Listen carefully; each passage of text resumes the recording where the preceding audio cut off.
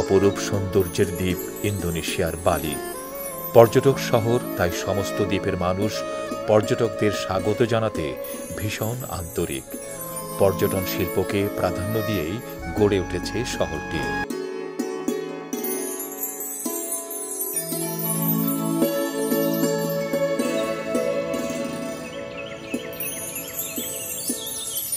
ছয় 6,600 বর্গ কিলোমিটার দ্বীপটির জনসংখ্যার শতকরা 92.50 হিন্দু।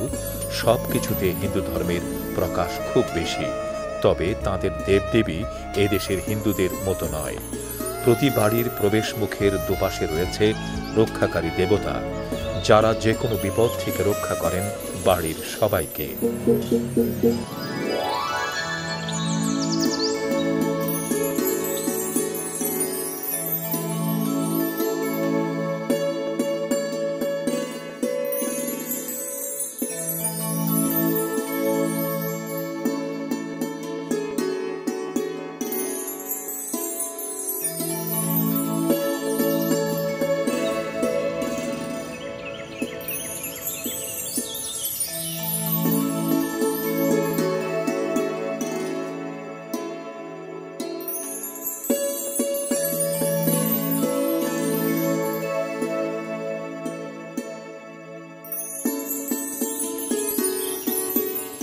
দ্বীপটিকে সুন্দর পরিচ্ছন্ন রাখতে সবাই আন্তরিক। জনগণ রাস্তায় পড়ে থাকা গাছের পাতা পর্যন্ত কুড়িয়ে ডাস্টবিনে ফেলেন।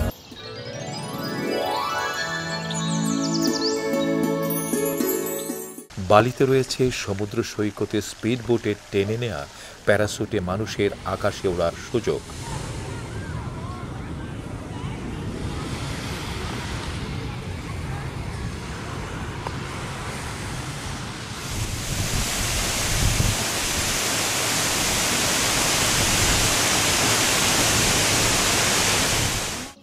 কচ্ছপের এই দ্বীপে আছে বিশাল বিশাল কচ্ছপ, অজগর সাপ, যাকে গায়ে জড়িয়ে ছবি তোলার জন্যে রোজ এখানে আসেন হাজার হাজার পর্যটক। রয়েছে কয়েক হাজার বছর পুরনো হিন্দু মন্দির।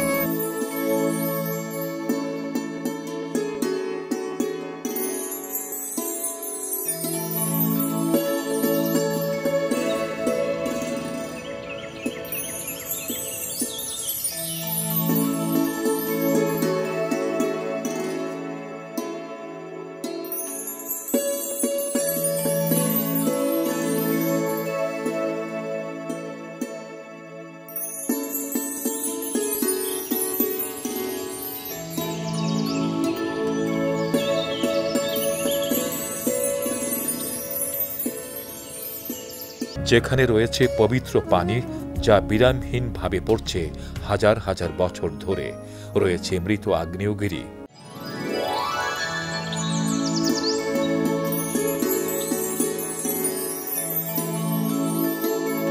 ইন্দোনেশিয়ার বালি দ্বীপের সব থেকে আকর্ষণীয় সমুদ্র সৈকত কুতা ও জিম্বারান। একসময় এখানে শুধু স্থানীয় বাসিন্দারাই বাস করতেন।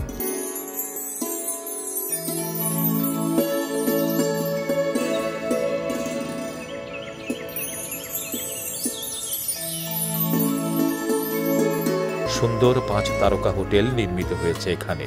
এখানকার সূর্যাস্তের দৃশ্য পছন্দ করেন পর্যটকরা। সূর্যাস্ত দেখার সময় গান শোনা এবং আগুনে ঝলসানো সামুদ্রিক মাছ খাওয়ার মজা উপভোগ করতেই যেন বালিতে ছুটে আসেন তারা।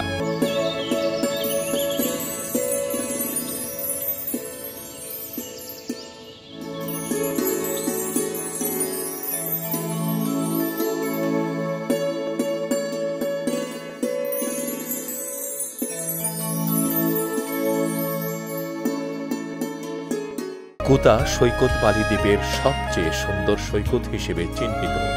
সমতল এ সৈকতের বালির রং সাদা। যারা সার্ফিং ও ওয়াটার স্কিইং ভালোবাসেন তাদের জন্য এই স্থানটি স্বর্গের মতো।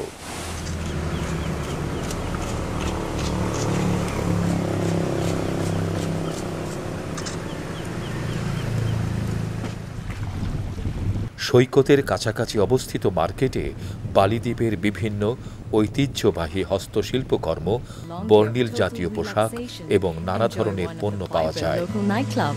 Do everything or nothing. And whether it's a gift you want for someone special or some Balinese handcrafts, the local markets and shops offer great value. শুভ এবং অশুভের লড়াইয়ে অশুভ কিছুদিনের জন্য জিতলেও একসময় অশুভ পরাজিত হবেই, এই থিমকে নিয়ে এখানে রোজ অনুষ্ঠিত হয় ড্রামা। হাজার হাজার পর্যটক তা উপভোগ করতে বালিতে পাড়ি জমান একবার নয়, বারবার।